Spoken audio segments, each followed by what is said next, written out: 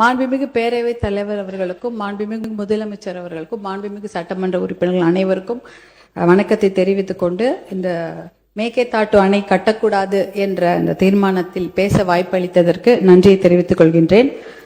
வருஷத்துக்கு 750 டிஎம்சி தண்ணீர் காவிரியில வருகிறது என்பதுதான் ஒரு கணக்கு.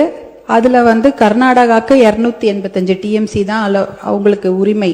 தமிழ்நாட்டுக்கு 404 டிஎம்சிக்கு மேல உரிமை இருக்கிறது. ஆனா அது குறைஞ்சி பேச்சுவார்த்தையின் மூலமா இன்னைக்கு 175.25 டிஎம்சி, பாண்டிச்சேரிக்கு 7 டிஎம்சி, கேரளாக்கு 30 டிஎம்சி. ஆனா இந்த 175.25 டிஎம்சிய ஒரு மாதமும் ஒரு டைம் டேபிள் போட்டு அவங்க கர்நாடக அரசு நமக்கு தந்திருக்கணும். இது வரைக்கும் வரலாற்றிலே கிடையாது. அப்படி டைம் டேபிள் போட்டு இந்த மாதம் ஒரு 12 டிஎம்சி, அடுத்த மாதம் 32 டிஎம்சி தந்ததே கிடையாது. நமக்கு ஜூன் மாசம் 9.18 டிஎம்சி தண்ணீரை கர்நாடக அரசு நமக்கு திறந்து விட்டிருக்க வேண்டும். ஆனால் கடந்த ஜூன் மாதம், அதாவது இந்த 2026 2 மாசத்துக்கு முன்னாடி அவங்க திறந்து விட்ட தண்ணீருடைய அளவு 2 டிஎம்சி தான். ஜூலை மாசம் 31.24 டிஎம்சி தண்ணீர் திறந்து விட்டிருக்க வேண்டும். 1 டிஎம்சிக்கும் குறைவான தண்ணி தான் திறந்து விட்டுருக்காங்க. அப்படின்னா அந்த சட்டத்தையோ தார்மீக நடவடிக்கையோ காவிரி ஆணையத்துடைய தீர்ப்பையோ உச்ச நீதிமன்ற தீர்ப்பை எதையுமே கர்நாடக அரசு மதிக்கவே இல்லை. இதுவரைக்கும் அவங்க திறந்து விட்டதே இல்லை. நமக்கு அதனாலதான் குறுவை சாகுபடிக்கு பாதிப்பு ஏற்பட்டிருக்கு. குறுவை சாகுபடி பண்ண முடியல. அதனாலதான் விவசாயிகள் பாதிச்சிருக்கிறாங்க. இது எப்படி பார்க்கணும்னா, நமக்கு வர வேண்டிய தண்ணிய அவங்க கொடுக்கல. ஆனா எப்படி இந்த ஆடிப்பெருக்குல தண்ணி வந்தது? ஆடி 18 வந்து போச்சு. ஞாயிற்றுக்கிழமை எல்லாரும், திங்கக்கிழமை எல்லாம் சேலம், தருமபுரி மாவட்டங்கள் ஆடிப்பெருக்கு விழாவை கொண்டாடி இருக்காங்க. இந்த காவிரி தண்ணி எங்க வந்ததுன்னு யோசிக்கலாம். ஆனா அது காவிரி தண்ணி கர்நாடக அரசு நமக்காக கொடுத்த தண்ணி கிடையாது. கேரளால, வயநாட்டுல பயங்கரமா மழை பெஞ்சுது. அந்த வெள்ள நீர், அதிகப்படியான அந்த வெள்ள நீரை தான் அவங்க கபினி அணையில தேக்கி வைக்கிறாங்க. அந்த தண்ணி கபினி டேம் ஃபில் ஆயிடுச்சு. ஃபில் ஆனதுனால வேற வழி இல்லாம தான் தண்ணி, உபரி நீர், வெள்ள நீர் தான் நமக்கு திறந்து விட்டுருக்காங்க. ஹாரங்கியில இருக்கிறதோ, ஹேமாவதியில இருக்கிறதோ, கேஆர்எஸ்ல இருக்கிற கிருஷ்ணராஜசாகர் டேம் தண்ணி அவங்க திறந்து விடல. அது முழுக்க கர்நாடக மாநிலத்தில் அந்த பெய்யக்கூடிய மழை, அந்த காவிரி நதி நீரை அதை தேக்கி வச்சுட்டாங்க. இது கேரளால இருந்து வர வேண்டிய தண்ணி தான் வேற வழி இல்லாம கபினி மூலமா நமக்கு வந்திருக்குது. அதனால அவங்க மனசு சட்டப்படி திறந்து வைக்கல, ஆணையத்தோட தீர்ப்புப்படி திறந்து வைக்கல. அவங்க தண்ணி, அதிகமான வெள்ள நீர் அவங்க ஊர்ல வந்துடக்கூடாதுன்னு தான் திறந்து வச்சிருக்கிறாங்க. இன்றைக்கு நம்மளுடைய சட்டமன்றத்துல ராஜ்யசபா, அதாவது பாராளுமன்றம் நடந்து கொண்டிருக்கிறது.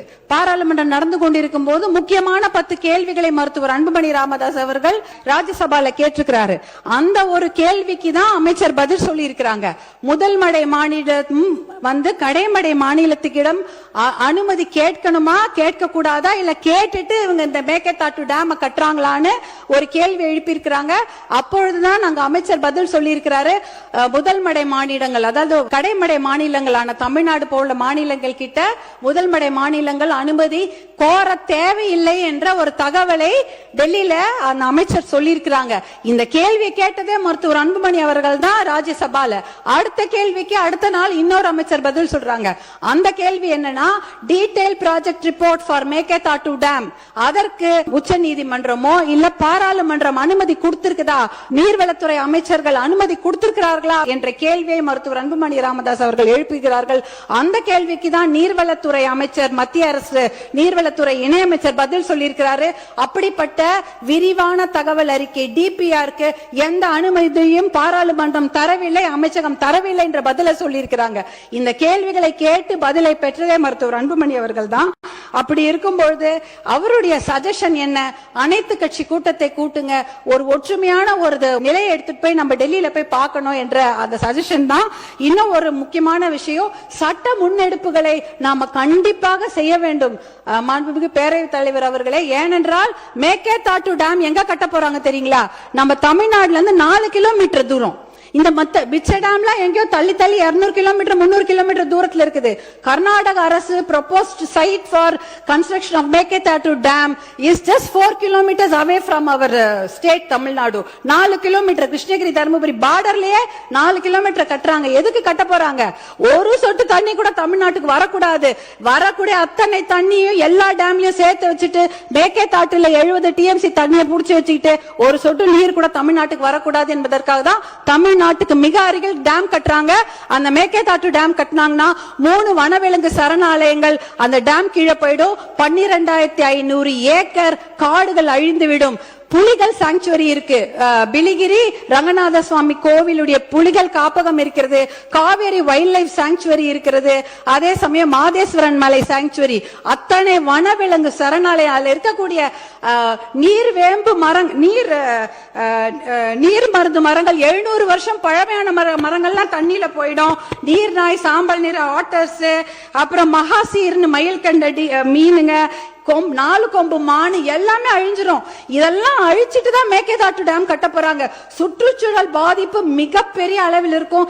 இதற்காக சுற்றுச்சூழல் கேஸ் நம்ம நிறைய போட்டு இந்த டேம கட்ட விடாம நம்ம தடுத்தணும். 2 ஆப்ஷன் தான் தலைவர் அவர்களே.